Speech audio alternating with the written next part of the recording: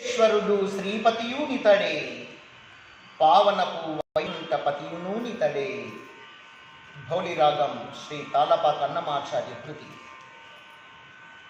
61వ సంకీర్తనం, 3వ యజ్ఞం. ఓం నమో వెంకటేశం. ఓం నమో వెంకటేశాయ.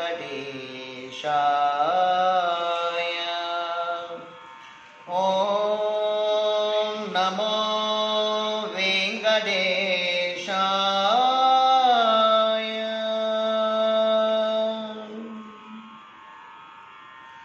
శ్రీ వెంకటేశ్వరుడు శ్రీపతియునితడే.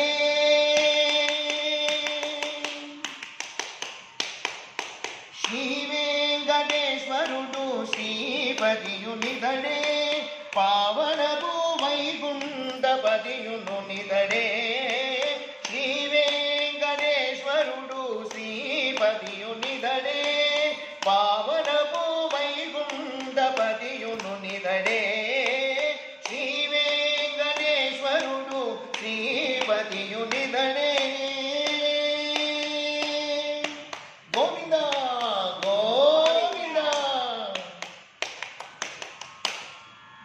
భాగవతములో చెప్పే బలరాముని తీర్థయాత్ర నాగమోక్తమైన దైవమాదడీదడే. భాగవతములో చెప్పే బలరాముని తీర్థయాత్ర నాగమోక్తమైన దైవమాదడీదడే. బాగుక బ్రహ్మాండ పురాణ పద్ధతి అదడిదడే. గోవిందా బ్రహ్మాండ పురాణ పద్ధతి అదడిదడే. యోగ వైవామన పురాణోక్త దైవమీతడే.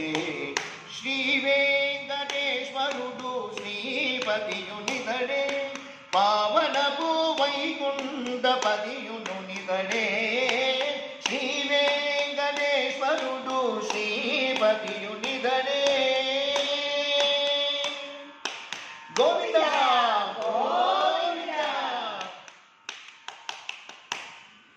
వెలయ సప్త ఋషులు వెదకి ప్రదక్షిణములు అలరజేసిన దేవుడాదడీదడే. వెలయ సప్త ఋషులు వెదకి ప్రదక్షిణములు అలరజేసిన దేవుడాదడీదడే.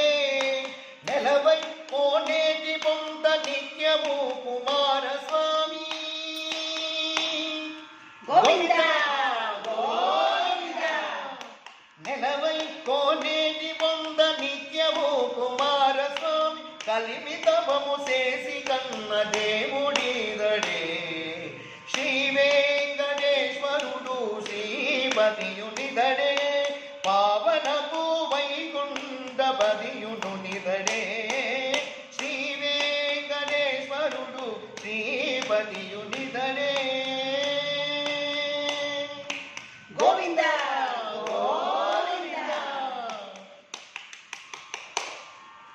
ఎక్కువై బ్రహ్మాదులు ఎప్పుడు నింద్రాదులు తక్కక కొలిచియున్న తత్వమీదడే. ఎక్కువై బ్రహ్మాదులు ఎప్పుడు నింద్రాదులు తక్కక కొలిచియున్న తత్వమీదడే. చక్కనారదాదుల సంకీర్తనకు సొక్కి. గోవిందా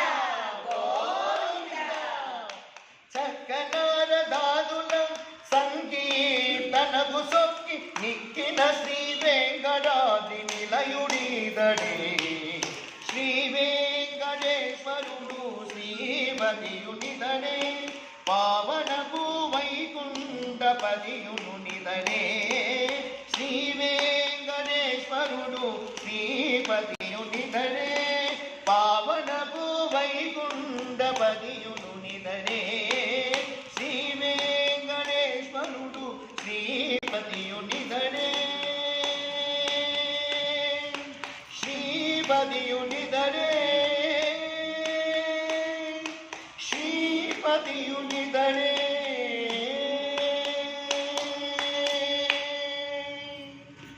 జై శ్రీ వెంకటేశ్వర స్వామికి జై జై జై. శ్రీ తాళపాక అన్నమాచార్యుల వారికి జై జై జై. అదేది కురుక్షేత్ర యుద్ధంలో పాల్గొనలేక, కృష్ణునికి బాధ పెట్టలేక, తన శిష్యుడైనటువంటి దుర్యోధనునికి ఇష్టము కలిగించలేక, ఎటు పోకుండా తానేం చేస్తాడు, తటస్థంగా ఉండాలనే ఉద్దేశం చేత కృష్ణుడు కూడా నిర్ణయం తీసుకున్నాడు, నేను యుద్ధము చేయను, అలాగే ఆయుధాలు పట్టను, ఆయుధములు పట్టను, యుద్ధము చేయను అని నిర్ణయం తీసుకున్నాడు. ఎందుకంటే తాను యుద్ధం చేస్తానని చెప్పినాడు అనుకో, బలరాముడు వ్యతిరేకంగా పోతాడు. ఆడదానికి నేను యుద్ధం చేస్తాను, నేను ఆయుధం తీసుకుంటాను, మా ఇద్దరి మధ్య ఇక్కడ సమస్య వస్తుంది అని చెప్పేసి, మేము అన్నదమ్ములు ఇద్దరం సుఖంగా సంతోషంగా ఉండాలి, కలిసిమెలిసి బతకాల, మా ఇద్దరి మధ్య సమస్య రాకూడదు కదా అని చెప్పేసి అన్నకు మనసు నొప్పించకుండా తానేం చేశాడు, ముందే తెలివిగా నేను యుద్ధము చేయను, ఆయుధము పట్టను, నేను కావాలన్నా దుర్యోధన, లేదు ఆయుధధారులైనటువంటి ఎదుకుల సైన్యం అంతా వస్తుంది, ఒకవైపు ఉంటుంది, నేను ఒక పక్కన ఉంటాను, ఎవరు కావాలి, నారాయణ సైన్యం అంటారు ఆయన కృష్ణుడు అని అడిగితే, అప్పుడు మొదటి అవకాశము అర్జునుడికే అంటాడు. ఇంకా ముందుకునే దుర్యోధనుడు, నాకు ముందు అవకాశం ఇవ్వలేదు కదా అని మళ్ళా పేచి పెట్టుకుంటాడు. నేను నిద్ర లేవగానే చూసింది మొదట అర్జునుడిని. ఇందుకు కాళ్ళ దగ్గర శరణాగతితో ఉన్నాడు అర్జునుడు.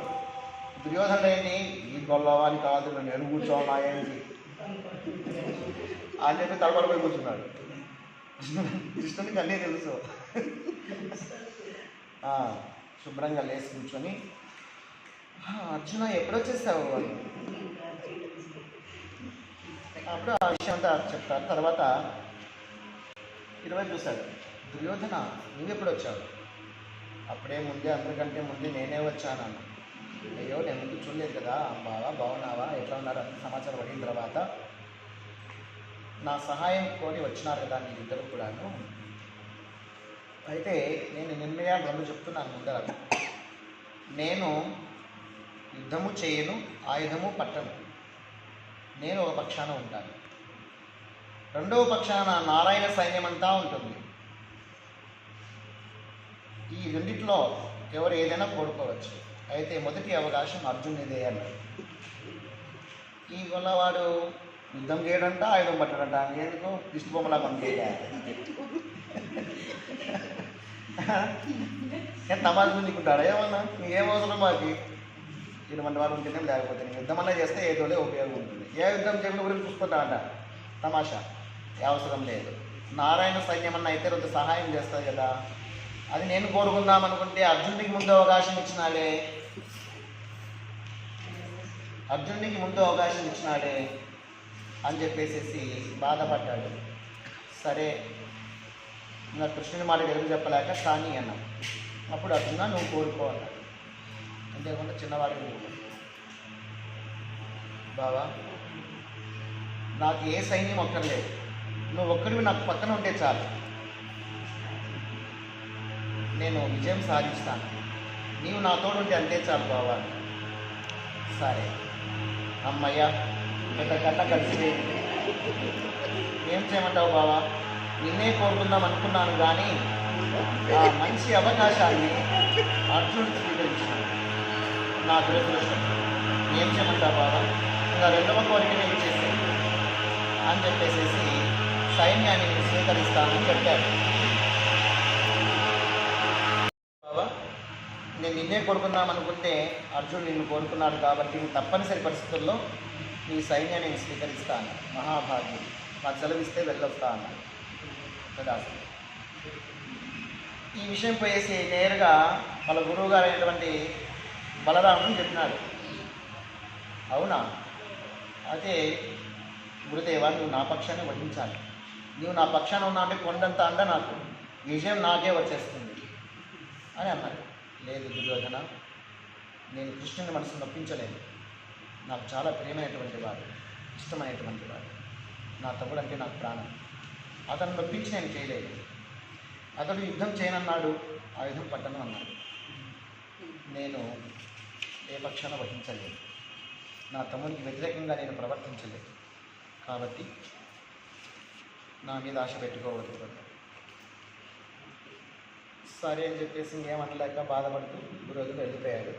తాను కూడా అక్కడే ఉంటే ఏదో కక్షలు కార్పణ్యాలు వస్తాయి, ముందే ఆవేశం ఎక్కువ నాకు అని చెప్పేసి, కృష్ణ నేను తీర్థయాత్రకు వెళ్తున్నాను, ఈ ఘోరాన్ని చూడలేదు, నీవు మాయనమారి పాండవుల పక్షాన ఉన్నావంటే ఖచ్చితంగా నీకే విజయం ఉంటుంది, అవతల వాళ్ళకి ఏం చేస్తావో అదంతా నాకు టెన్షన్ పడుతూ బతకలేను కదా, నేను తీర్థయాత్రకు వెళ్తాను స్వామి అని చెప్పేసి బయలుదేరి నైమిషారణ్యం వచ్చాడు. తీర్థయాత్రలు చేసుకుంటూ అలా వచ్చినప్పుడు నైమిషారణ్యంలో సూత మహర్షి జ్ఞానం బోధిస్తూ ఉన్నాడు. శౌనకాది మహాములు అందరూ కూడా చుట్టూ కూర్చొని బాగా పరివేష్టితులై ఆనందంగా బోధ చేస్తుంటే వింటూ ఉన్నాడు పురాణంగా. సూత మహర్షి గొప్ప పౌరాణికుడు, త్రికాలవేది, పూర్ణజ్ఞాని. అతడు పరమసాత్వికుడు. చాలా వ్రతాలన్నీ కూడా ఆ మహానుభావుడు చెప్పినటువంటివి. సత్యవ్రతం కానీ, చాలా వ్రతాలు, అనంత పద్మనాభ వ్రతం కానీ, అన్ని వ్రతాలు మ్యాక్సిమము సూత మహర్షి చెప్పినటువంటివే.